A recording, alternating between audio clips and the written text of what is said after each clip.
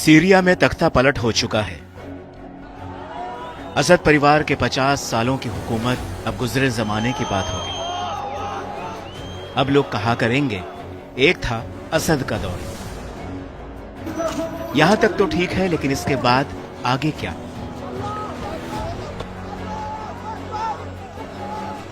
इसकी बड़ी वजह यह है कि सीरिया पर फिलहाल जिस संगठन का कब्जा है वो इस्लामिक जरूर है, लेकिन उस पर अल-कायदा और इस्लामिक स्टेट का टैग चस्पा है।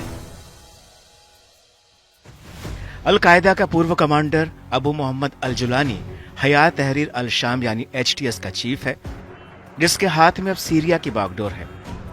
असद के देश छोड़कर भागने को लेकर जुलानी का कहना है कि सीरिया में असद सरकार का गिरना दरअसल इस्लामिक राष्ट्र की जीत है। सीरिया में जगह जगह बशर अल असद और उनके वालिद हाफिज अल असद की मूर्तियां लोग तोड़ रहे हैं। उस भीड़ में जुलानी को सीरिया के आने वाले कल की उम्मीद दिख रही है। जुलानी ने जीत के बाद अपने भाषण में लोगों से कहा कि एक नया सीरिया बनाने के लिए कड़ी मेहनत करनी होगी, जो इस्लामी राष्ट्र के लिए एक प्रकाश स्तंभ होगा। दरअसल सीरिया फतह करने के बाद जुलानी ने राजधानी दमिश्क में अपनी पहली विजयी स्पीच दी। जुलानी को सुनने के लिए उमैयद मस्जिद में भारी भीड़ उमड़ी। अपने भाषण में उन्होंने ऐलान किया कि विद्रोहियों ने अत्याचारी बशर अल असद की सरकार को गिरा दिया। उन्होंने कहा कि असद हुकूमत ने अपने ही हजारों नागरिकों के साथ इंतहाई ज्यादती की, अन्यायपूर्ण तरीके से और बिना किसी जुर्म के जेल में बंद रखा। लेकिन हम यानी सीरिया के लोग इस देश के असली मालिक हैं। हम अन्याय के खिलाफ लड़ते रहे हैं और आज हमें इस जीत से नवाजा गया है। अपनी स्पीच में उन्होंने जीत के लिए खुदा का शुक्रिया अदा किया और खुदा की इबादत करने का आह्वान किया।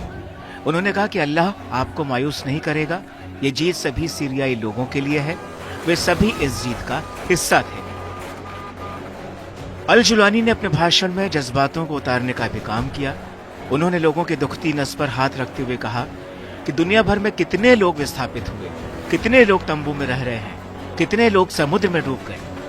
मेरे भाइयों, इस महान जीत के बाद पूरे क्षेत्र में एक नया इतिहास लिखा जा रहा है। बहरहाल जुलानी जीत के जोर वैसा जुलानी अकेले कर दिखा पाएंगे।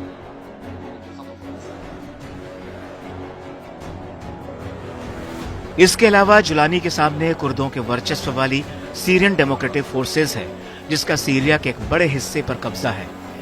इस संगठन को अमेरिका का समर्थन हासिल है, तो वहीं दूसरी तरफ सीरियन नेशनल आर्मी का उत्तर पश्चिमी सीरिया में बड़ा कब्जा है।